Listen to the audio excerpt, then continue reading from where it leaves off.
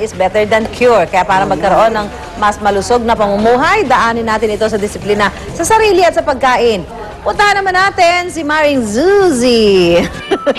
Thank you sa inyong dalawa. At eto na, dahil Year of the Dragon of 2012, isa raw ang reptile print sa magiging in na forma ngayong taon. Pero paano nga ba ang tamang paraan ng pagsusuot ng reptile prints? Bibigyan tayo ng tips dyan ng ating Image, Etiquette, Civility, and Protocol Consultant, no less than na Miss Olin Morrison. Good morning, Miss O. Talaga. No less Good morning. than. Good morning. Happy New Year po sa inyong lahat. Ngayon pala ako mag-greet eh. No? Oo nga pala. Ay, teka, saan ba nagmula itong reptile print fashion? Okay, so, naging classic na kasi itong mga animal prints, okay? Yeah. Whether it's a leopard, whether it's yung mga zebra print, tiger and all, okay? Ngayon, kasi ang bumalik itong fall-winter fashion, okay, of last year is the reptile print. Yan. So, pag sinabi natin reptile, what is the reptile print? Reptile print is snakeskin, crocs, lizards, and all, okay? So, anytime na meron kayo nito in your wardrobe, it's going to be a staple. So, kagaya ng shoes mo, Yan diba? na, eto na, malapit hindi na naman siya galit na galit.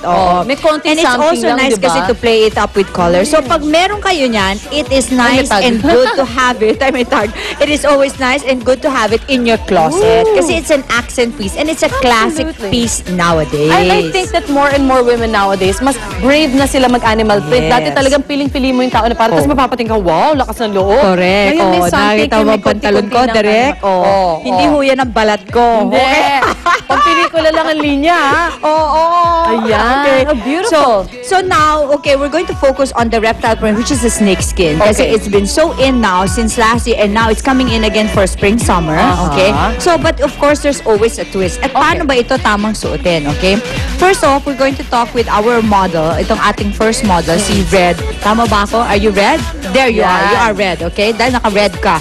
Okay? So, yung kanyang animal print, hindi masyadong halata. Nagsisimuladong print siya na parang zebra. Kasi may iba yung kulay. Iba yung kulay. But it is always nice to have it and wear it kasi with color. Okay. So, it doesn't necessarily have to be the same color and As the print actual as the animal. actual animal. So, maganda, okay, na susuotin niya yan with a little bit of hint of color. Okay? Yan ang uso ngayon. Uso Yung mga talaga may yan, na may may tag.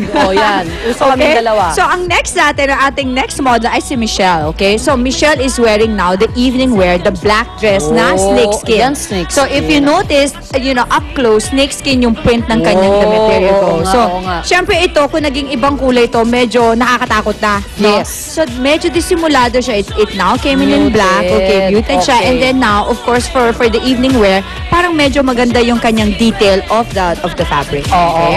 So, next, of course, another one is sa ating si Valerie. Valerie now is now going to wear it with the accessory. So, ano ba ang tamang pagsuot nito? Wear it sparingly. So, you only choose one piece which is there for your accessories, like your bags or your shoes, kagaya nung meron ka. And then yung kanya shoes din, okay, if you notice, hindi siya masyadong sobrang-sobra. Kasi you know why? The reptile print in itself, yung animal print, okay? Masyado na siyang big. It's bold, okay? Lalo na with color pa.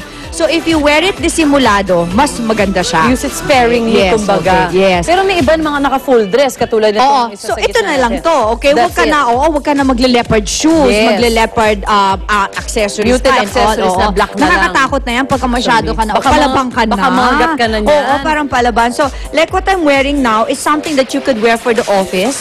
You choose your pants, okay? And then, no t-shirt lang ako sa loob. And then I have my blazer. So, I can now go to the office. Pwede mong gawing corporate. So, mas medyo konting confidence ang kailangan lang. Syempre, if you're not used to wearing ito, kailangan panindigan mo suot nito. Ganyan na suot. And then, of course, I have one of my, one of my model who just came in from Japan. Wow! Ay, ito. Take note of the wet my lips. Okay, yan. Okay. So, ito, one of the leopard print. Pwede to for men, ha? Kasi, this is a play-off, of course, yung mga animal print for men. Ganito ginagamit yan is really more for the scarves. Ayun. Patingin nga ito po yung model namin na isa. Ayan. Ito po ang model namin. Yan, nagaling Japan. Ayan, wet my lips na. Diba? Ganun-ganun lang. Parang kaka-jetlag lang ng look. So sa guys, yan talaga ang suot, no? Hindi, alam mo sa loob ng plane kasi, malamig so, and all. Okay. And then, Then they also have kasi yung mga for the men, no, yung jeans na parang merong reptile print din. Wow. So but you gotta have that personality to pull it off. Yun ang okay? mahalaga. So, sinuot panindigan. Oo, panindigan. Ito, tignan mo, pag lumalabas-labas yung labi, parang reptile lang Ay, talaga. totoo nga. Di ba? Parang Yun ang ganun ang dating. inspirasyon. Okay, so yan ang inspiration. Okay, Ako, tama. maraming salamat, Miss Owen. Siyempre sa ating mga models, especially models straight Yes, from Japan. oo. Arigatou gozaimasu. Yeah.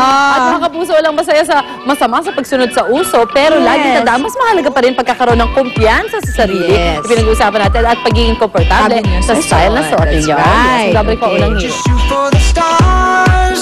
If it feels right, then aim for my heart.